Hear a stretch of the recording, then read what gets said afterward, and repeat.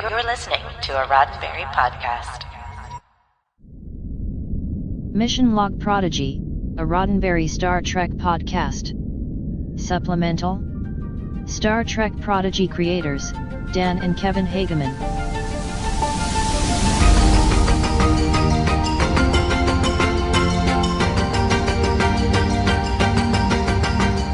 Welcome, everyone, to a very special edition of Star Trek Prodigy, the podcast here on Roddenberry Podcast Networks. I'm going to jump right into it because, as you can see on the YouTube video, which we produce and we release exclusively with the audio version of it, we have Dan and Kevin Hageman, the creators of Star Trek Prodigy. And as much as I would love to pat out my appreciation and my love for their work, I think that you've already heard what I have to say about Prodigy from the last 5 videos that we did, that Ashley and I did. And I'm so sorry, Ashley, that you couldn't be here with us. You're here with us in spirit. My sister, I love you. You know that.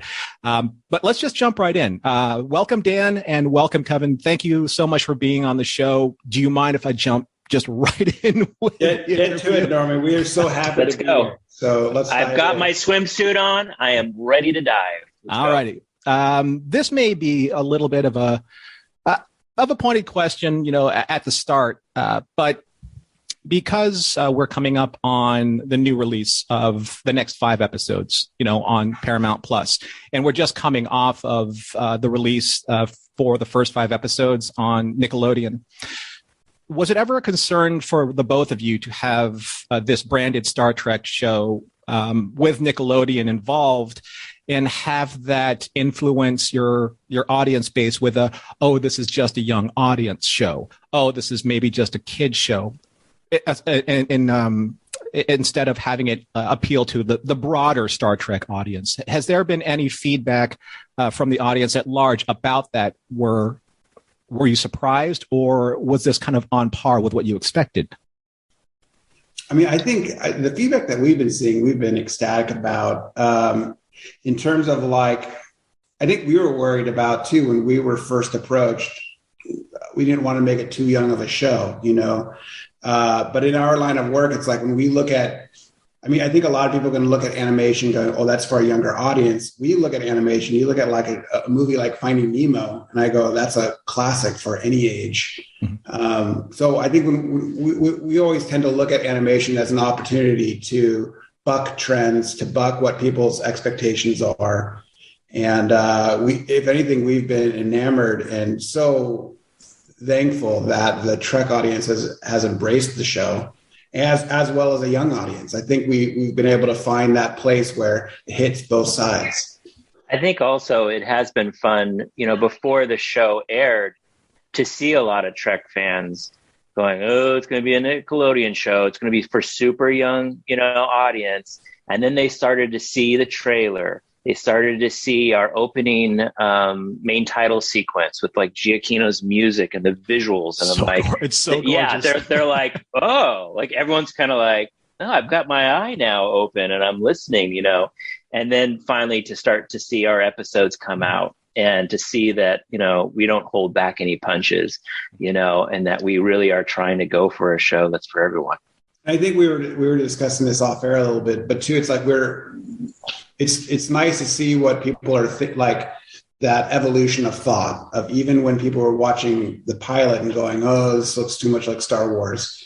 We expected that. We knew that. We knew we wanted to start from a place that was outside Federation space that didn't feel like Star Trek, but we were always going to get there. We wanted to make sure that this was not just a show for Trek nostalgia, but a show for a brand new audience to introduce them to this Trekverse, at the right pace, instead of saying, hey, here are 200 shows and, 5 or 6 or 7 or 8 different series. Where do you start? We wanted to have a place where you're starting from the very beginning, from characters who don't know anything about Star Trek, and we're going to get there.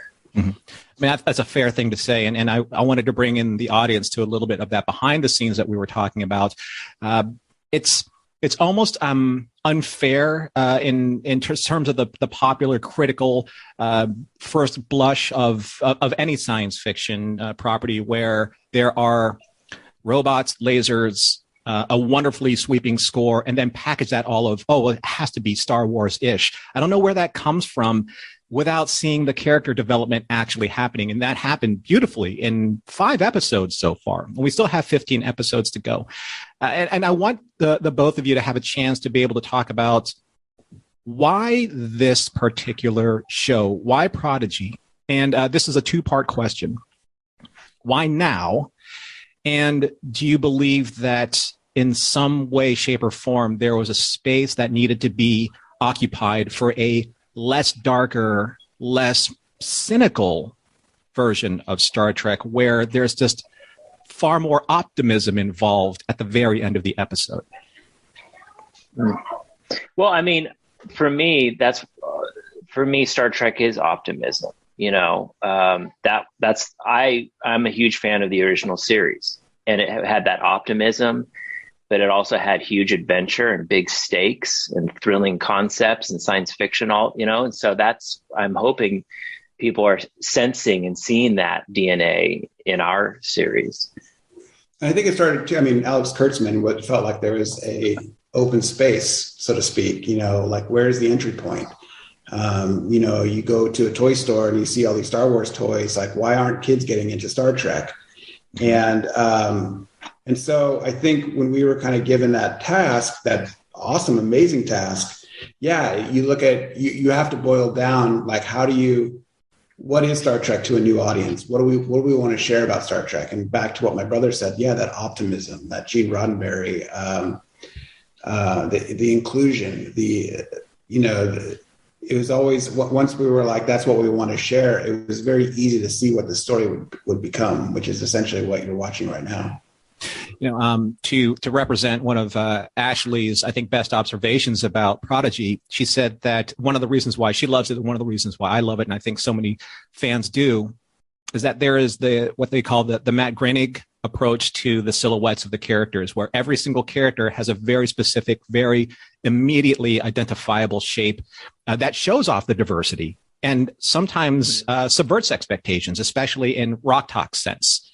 Until Rock Talk's, until she started speaking, we didn't know who or what Rock Talk was. So was this something at the very beginning that you were both very cognizant about, being able to show all different types of not just body styles, but gender representations, as we see in the fluidity with Zero? And how do you take the responsibility of getting that across without being, I guess, I hate to use the word, but I guess this is the best way to describe it, too woke about approaching a character like that? Well, can I say, Dan, let me start off, because I think there's a lot of stages of development when you start to create a show and start to look at your characters. And at the very beginning onset, we knew this wasn't a show about one hero. It was about a crew of characters.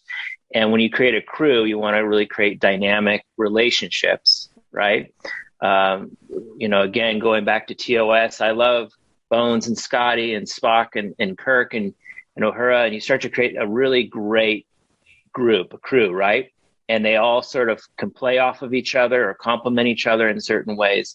And so that at a very beginning, Dan and I were like, let's make sure, I want people to fall in love with the crew. Like, I don't want people to go, oh, I love Dal. And then you got Rock Talk, you got this other character, this Medusan. I'm like, no, I want everyone to fall in love with all the crew members and why they work together as a family. Go ahead. And we come from a place too, where like, this is going to sound like corporate selling out, like, oh, you want toys, but I'm like, well, I want toys. When I want toys, I'll be honest. I want theme park rides.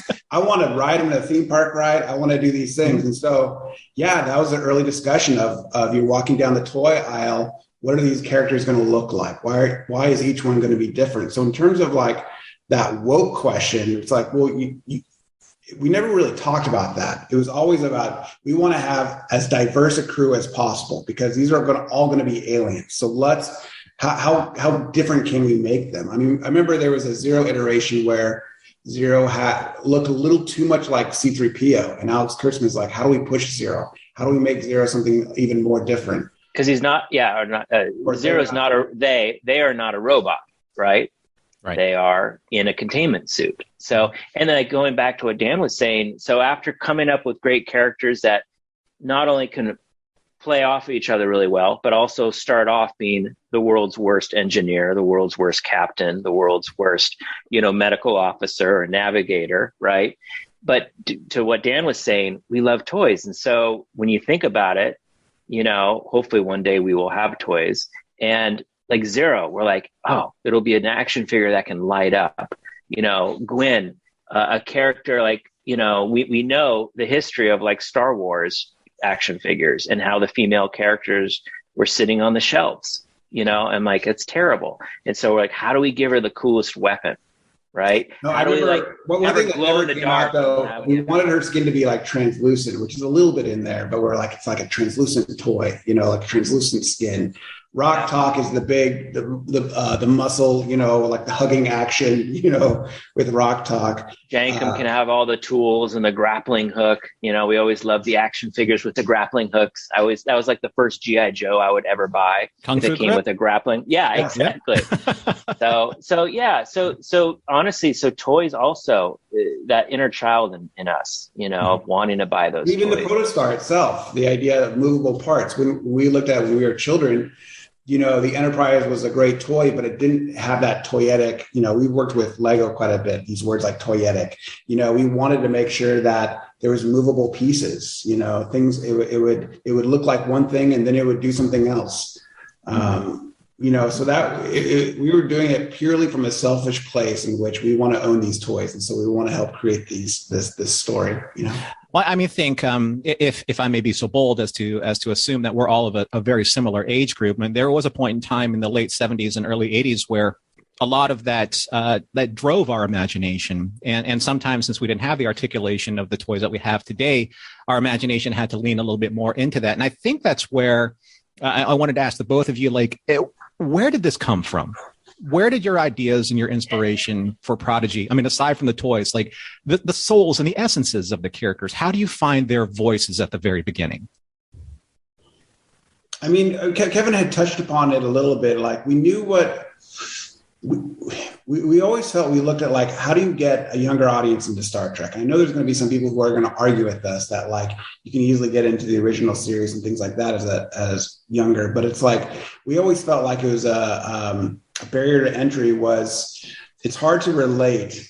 A younger person, it's hard to relate to someone on the bridge when they know everything. It's like, how do you, because I feel like myself as a child and as a kid, and even now, I don't know everything. I don't feel confident in that sense. I don't think I could walk on Jean-Luc's bridge. And let me just chime in here too, Dan. Like, look at TNG. I love TNG. But to sit down an 8-year-old and watch the beginning episodes of TNG, in the second episode, they lose their libidos. Right? Or the libidos go crazy, right? And it's sort of like, Naked Now? This is, yeah. You just introduced us to these characters and now all of a sudden they're different people. It's hard I'll sometimes hear that argument of, people who are diehard TNG fans going, no, the kids can get into TNG. I'm like, yes, they can, but you can't, I don't know. I think those first few episodes don't pull a child in as well. So going from that place, we like this idea of, let's see the origins of, like, what a great crew looks like, starting from unmolded clay, and Janeway and Starfleet will get them to that place. So, right now, if people are on episode 5, they're at the very, very beginning of this journey. And we imagine, I don't know where this journey is going to go all the way, but we wanted to draw it out. You made mention of Janeway, and it's a nice segue into probably one of the bigger questions that a lot of fans have. Now, it was nice to see, the Intrepid style design of the Voyager coming to play with the Protostar, albeit now we know the scale and it's not as big as, that ship. But I was talking about this with Nami in our interview that was released a few weeks ago. The bars, the very specific Voyager-esque bars when Roktak pushed the Delta and it ignited the ship. There's obviously a very specific through line with Janeway, that music, the Intrepid style ship of that Voyager era. Why this era in particular? And we all know that Robert Beltran spoiled a little bit about, what he's going to be participating in. Oh, Robert. Now, if you don't want to talk about that, that's fine. That was his reveal and he'll own that. But why this era? I mean, there's there's so much of Star Trek going back to the original series era, with Discovery, and now with Strange New Worlds, or moving forward with Picard, or even for the furthest ever in 900 years with Discovery. Why the post-Voyager era? And why Janeway? Because people want to move forward, right? Mm-hmm. I mean, I want to move forward in Star Trek, and I hear that from other people as well. What's next? Like we keep going away from that what's next chapter. Well, also we knew we wanted Janeway as the hologram. So it's like that was something that we knew. So we're like, okay, well, that puts us definitely after 2379. And then we were looking at certain things and we started figuring out what was going on with Picard. Right. We didn't want to hit in that area. Yeah, because they were in production a little bit ahead of us. And so, we wanted to make sure we worked, alongside them. But yeah, it's new in the next chapter. It's new territory. We wanted to have fresh space, to explore. So and that was one thing of mine. I love Next Generation. On Mission Log, we're just finishing up Deep Space Nine, my first viewing of it. And I still have some of Voyager to get to, but there always has been kind of like this one question, like, why not start from where Janeway ended in Endgame, moving forward? Do you feel like, because we're going back to the Delta Quadrant, do you feel like that there is just so much more unknown exploration that allows us to see like these new vast galaxies and nebulas? Maybe we'll find coffee in there, maybe we won't. By the way, Janeway having hologram coffee is so meta. It's unbelievable. Yes. Oh, yeah. It's a must. Yeah. So is that why the choice into the Delta Quadrant? Because it's just the most unexplored and you have the most potential? We can't... It's so I know it's so hard because you guys haven't watched 6 yet, but no. we can't spoil anything. But we can't say, we wanted to have some freedom to at least start in a place where not everyone can say, like, if we started in the Alpha Quadrant, I mean, it's not much of a journey for characters who don't know what. Yeah, people are going to characters. Yeah. They would know Federation. These characters know nothing about Starfleet, nothing about the Federation. So that was, we talked early on, we were with David Mack, and we all kind of said, it should be the Delta Quadrant. I mean, we talked about the Gamma, we've talked about quadrants, but like when you really look at it, you're like, it should be the Delta. Okay. Mm-hmm.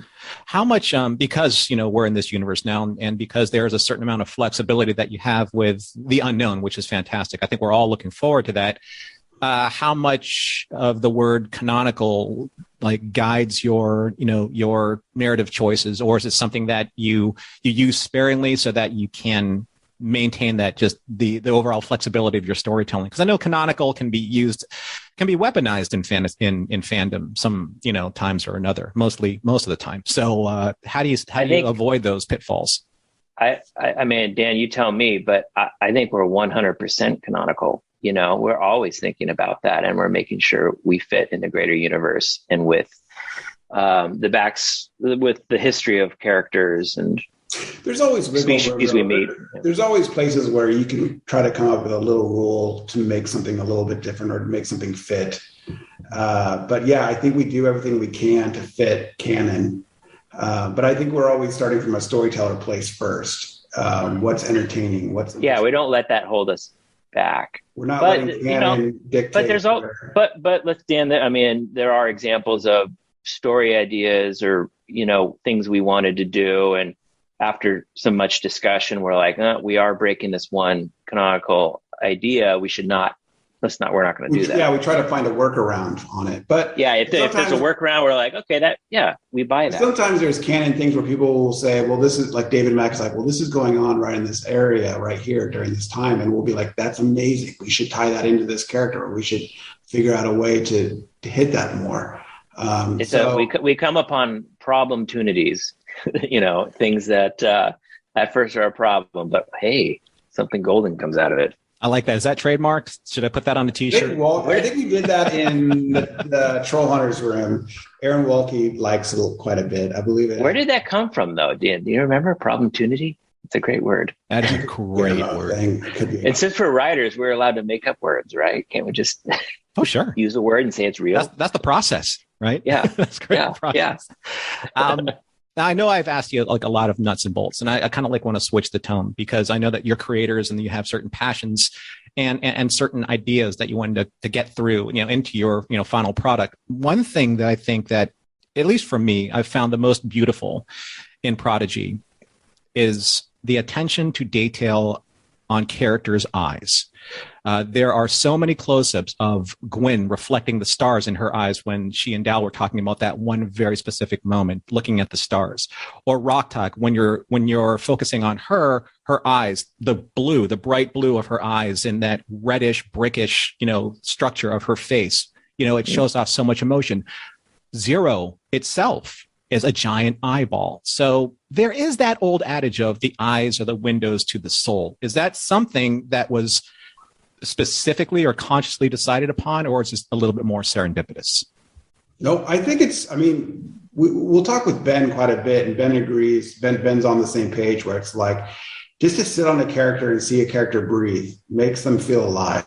And I think the closer you get to the characters, I feel like, oftentimes when you get board artists in animation, their first instinct is to create massive action, anime action, or something in which constant movement. Yeah, because that's constant exciting. Movement, the faster, the better. And in our point, it's like the slower and more real, to see Indiana Jones jump and fail and to be hanging on and to see that fear in their eyes, that to me connects me to a character much more than high action. I mean, I credit a lot to Ben Ebon, who's a fantastic director, and he knows to do stuff like that. But also that was always a very big mandate for Dan and I right up front. Like, even though this is, we're bringing in a lot of artists and people who'd worked on Teenage Mutant Ninja Turtles and all these other shows, action shows. And we're like, this show's going to be different. Like, we want the tone to be slowed down. We want it to feel, we kept saying cinematic, and that means like we're from the school of thought of like the Spielbergian Amblin type of storytelling, where it's very grounded. You got to believe in the kid, in Elliot before he meets E.T. Mm-hmm. So we want, even though these are alien teenagers, how do we ground these kids so you connect with them and feel them before they find the ship and all the adventures take place? With the amount of children that are watching, that's and you both know that's a very specific focus. Like on our podcast, having the kids call in and asking him those questions. And I credit Rod all the credit in the world. He wanted to find something that would connect the podcast, to the younger audience. Some of the answers that they come up with are just phenomenal. They're mind blowing, and that begs the question: how do you approach being able to write such really strong moralistic tales that can be so easily identified by children of a certain age? We're talking 6, 7, 8, but also at the same time, though, maybe it's just, part and parcel with watching it with their parents, but parents also reminded that, yes, Star Trek is a very moral tale, even amidst all of this beauty and glamour and wonder and pew pew. But at the very end of it, teamwork, not thinking that you know everything, finding that found family. Is that something that was very important to you when you were writing these scripts? Yeah, I think early on when we were writing like what the show would look like, we knew that Star Trek goes into some great places. But they were like, but imagine if you're 8 years old, what are the big questions for you? What are the things that you're trying to figure out? And some of those lessons are the tried and true one, things like failure, like how to push through failure and how to get to a better place through that.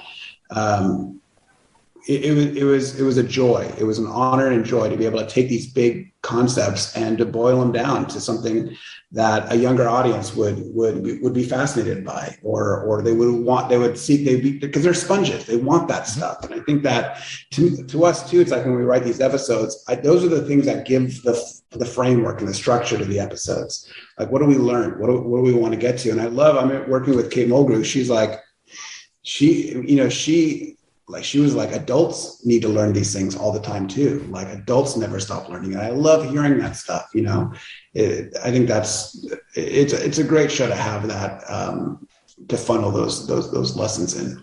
And also, like, those lessons from the very beginning, it's in the DNA of how Dan and I write, but it's finding the chemistry and the balance of yes, this is going to be science fiction, Star Trek, right? It's got to be also equal parts. There's got to be some humor and stuff in there. We want this show to be fun, and we want it to be humorous at times, not a comedy. Lower Decks has that, but for kids and for, I think, some of my personal favorite entertainment, it's there's humor always involved. And then most importantly, heart is always what Dan and I are always guided by first and foremost. If anyone says, oh, we need comedy, it's got to be comedy, I go, no, we need more heart. That's the problem with the episode. The comedy and the adventure is the icing to the cake, Now, if I may bring up a point, Dan, you and I were talking about this, about the numbers, that may or may not influence the way that you decide upon, crafting the show. Being able to do it, I wouldn't say in a vacuum, but being isolated enough to create this show, the 20 episodes that you're going to be producing. Is that something 40. Don't forget season 2. Well, 40. Season 2. Yeah, I didn't want to jump ahead, but for just season 1. Season 1's obviously going to have a very specific narrative arc going from episodes 1 to 5 and then the next 15. Are they all, I'm going to sidetrack my own question. Are they all going to be broken up into 5-episode chunks? Are these mini arcs? Or how does that decision made? No, I mean, I would say 10. I would say we always look at 10 episode. But even within 10 episodes, there's always a midpoint in the story. There's a strong midpoint. So you could say your episode 5, your episodes 15 are going to be strong midpoints to the story. But not saying that we're not saying that we're going to have a break at every midpoint. Okay. No. You're not going to be a break after every 5 episodes. I think this is just, some of the beginning of a show trying to figure out how to make everything as great as it can be. Mm-hmm. But in terms of 10 or 12, there's always midpoints to stories, and even there's midpoints to stories. So there's 5, 10, 20, 40. There's grand stories to tell. We're mathematical in terms of breaking down story. I would say that. So I guess how do you find the best way, unless it's social media taking care of itself and policing its own kind of like momentum, how do you find being able to keep, say, an audience engaged with these longer breaks? Because I know that, that Prodigy is going to be on Nickelodeon for its 5-episode run, and then it's going to come back to the second 5 episodes starting January 6th.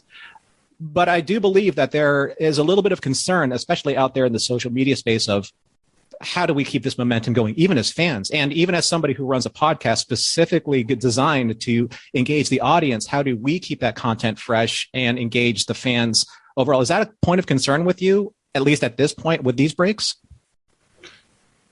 Well, I hopefully we'll bring this up and we can strike it from the conversation if we really need to. But Dan, I think it's okay to share, the reason why we had a break, it's because of COVID.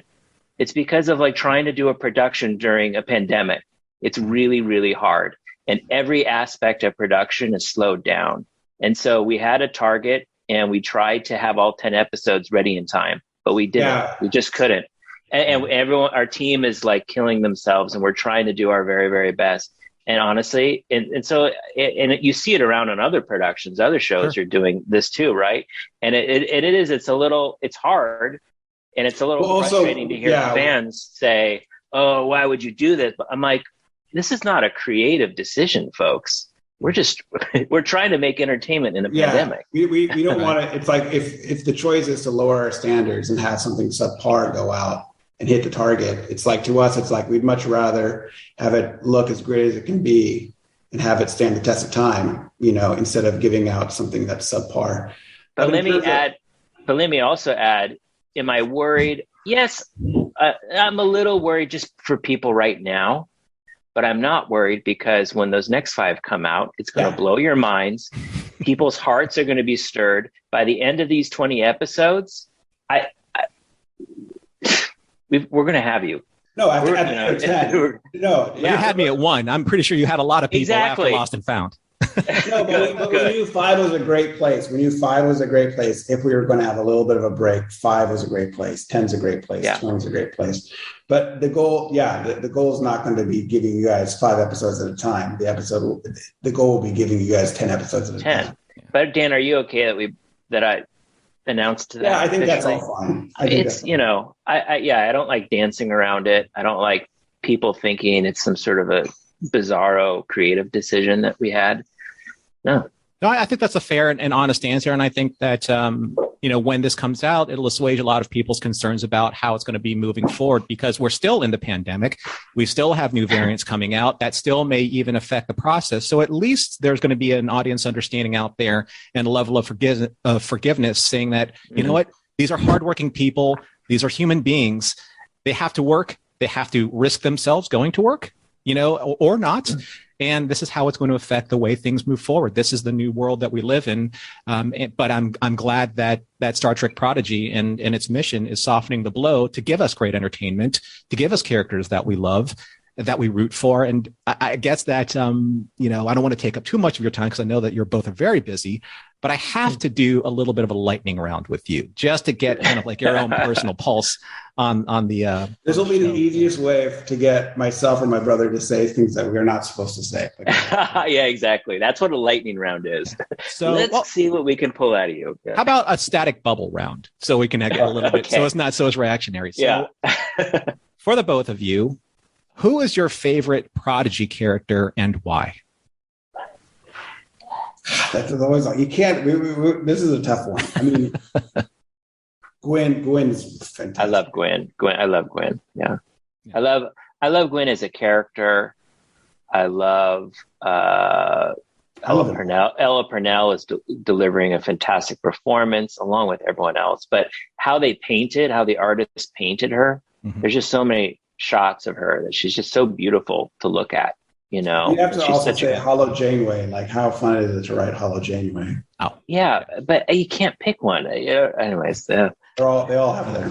Oh, yeah. I know. It's an unfair question. How about you, Roman? Which one's your favorite? Yeah, at first I thought my favorite character was Dal.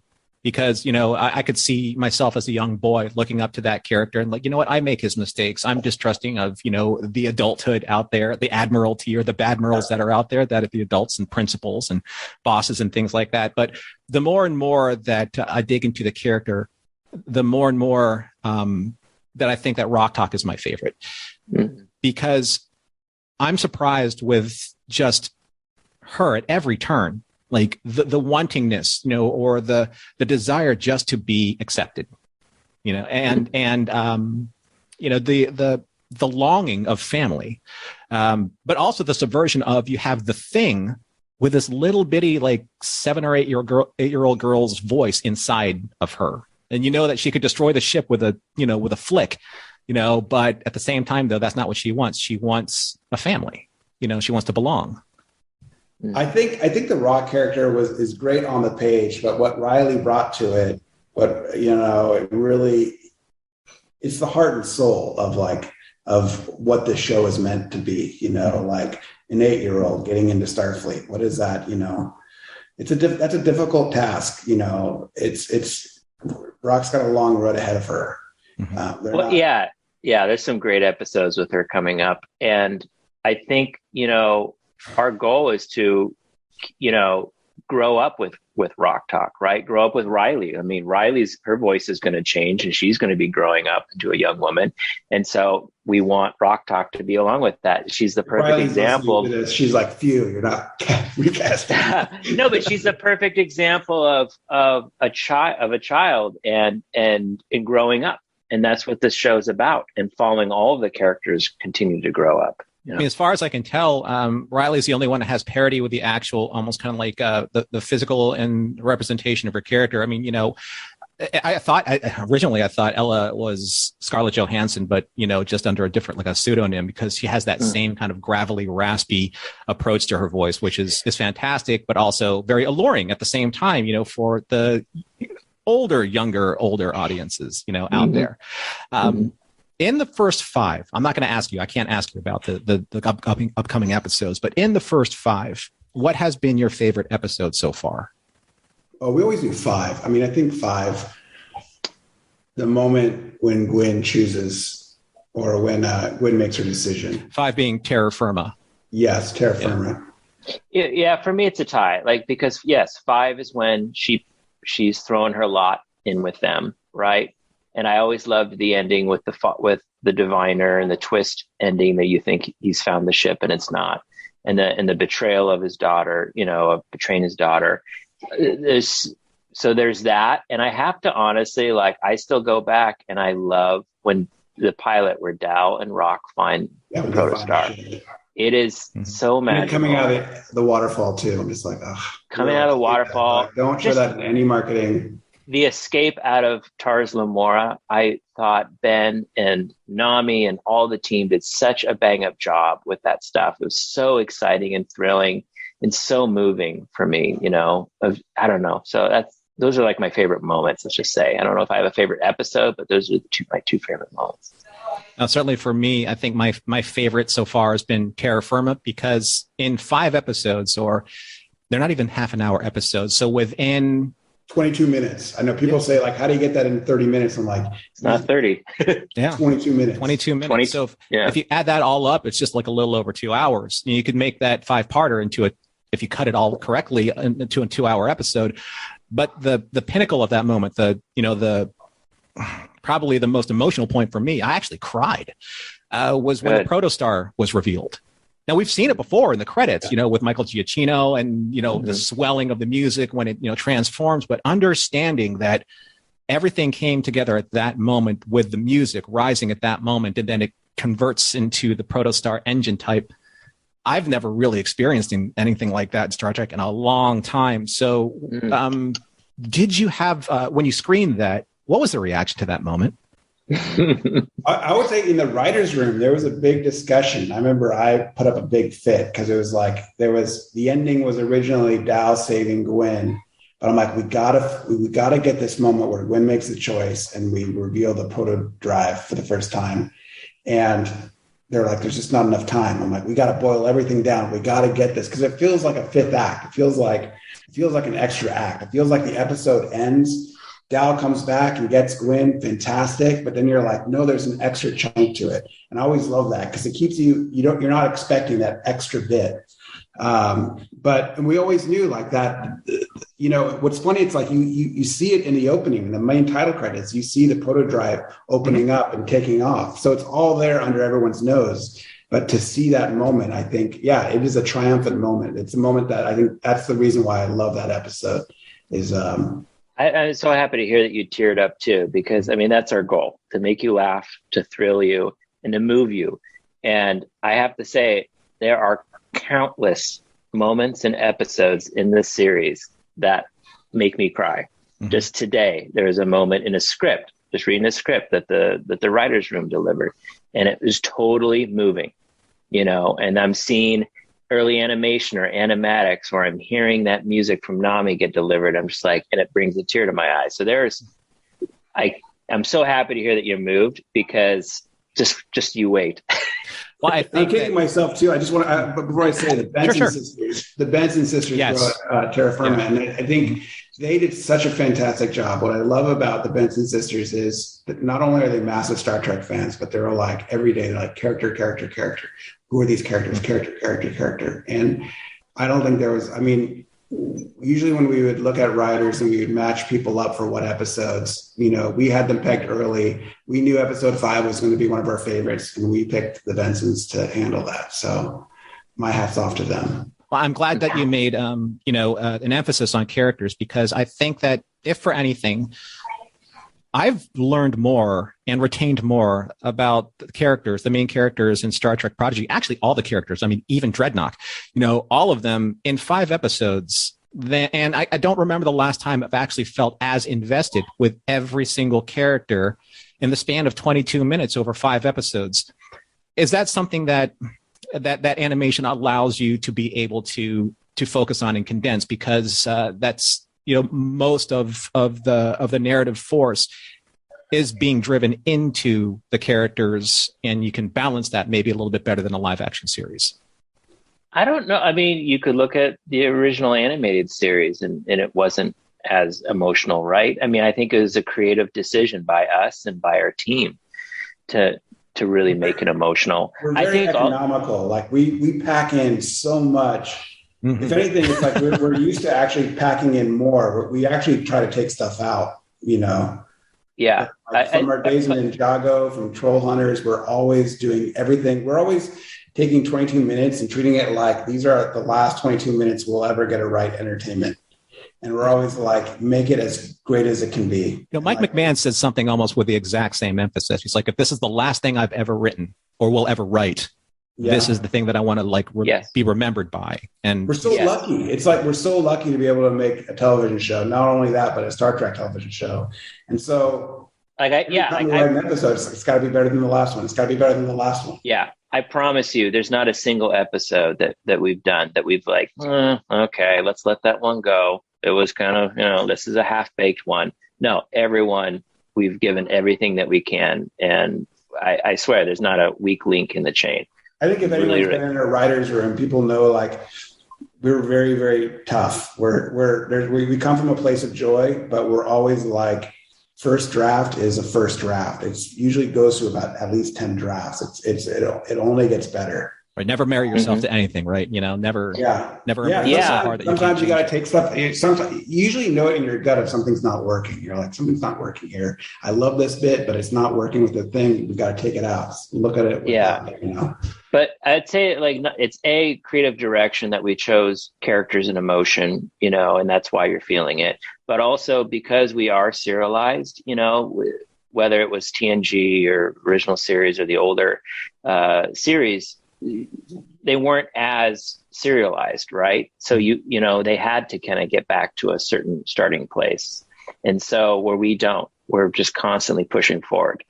Well, I also think that like, if you look at the standard Star Trek fan, I'm like, I could cut 15 minutes out of each of those things easily. There's a lot of time they're just walking and, talking. And you're like, you could cut that. How is this pushing the story forward? You're like, let's just get to it, So that's what we're going to do. It's weird. I don't know. Maybe that does come from the animation format. Like if, we love Pixar storytelling. You look at a Pixar movie, a lot of times they're 90 minutes and there's no fat, right? You watch those movies, they're so lean and mean and so, and it's, part of that probably, Dan, is the animation. Like you don't want to start animating stuff that you're going to cut. You're not shooting extra, like live action. You can shoot extra stuff. This is like, it's going to cost a lot of money to show these 3 seconds or to do this one shot that we're adding. Right. And it better count. So with all of the, permutations that you've done with the scripts and character dynamics and animatics and development and all the bits and bobs that everyone wants to see eventually, because I need to ask this, because you would probably ask this too if you wanted one yourself. Is there, a fully loaded Blu-ray for Star Trek Prodigy in 4K somewhere in the works sometime later on in 2022? That would be beautiful. I do know there's some art books. I know we've been talking about some art books. They're talking about Blu-ray. Okay. Because looking at in Kevin's background, you can't mistake the specific PMS color of that purple. That's why I have this background, because there's something about purple. I posted this on the Prodigy Twitter feed for Mission Log. I said there's something about a color palette of purples and royal blues that it just evokes optimism. It evokes wonder. It evokes inspiration. It evokes positivity. And I think that being able to see that process and the choices that your art team makes, your art team is phenomenal. Just absolutely. Right? Yeah. It's phenomenal. Stunning. Yeah. It's stunning. They're killing it every day. They're killing themselves and killing it every day. Ben and his team. And they've done something truly unique. And I think it's like, that's something that's special too, is to the way what these characters look like, the color palette. It feels fresh. It feels like it's. Yeah, I'm really proud of the animation style that with Ben's direction, they went into some fresh territory. They aren't just this isn't just the Pixar, Trek where it's cut from the same style of the Pixar film or anything else. It really has its own look, which is fantastic. Well, gentlemen, I just wanted to thank you both immensely for your time on behalf of myself and Roddenberry Podcast and Ashley V. Robinson, who's my co-host who couldn't be with us. Hello, Ashley. Hi, Ashley. We're both super huge fans. So I'm glad that you'll be able to have a chance to talk with you in the next 5 episodes when we can discuss what happens next. One thing, if there's anything that you would like to leave for our listeners, one last hook on the line, if you will, for the next 5 episodes or for the next 15, how would you like to motivate them watching this show as we head into January 6th?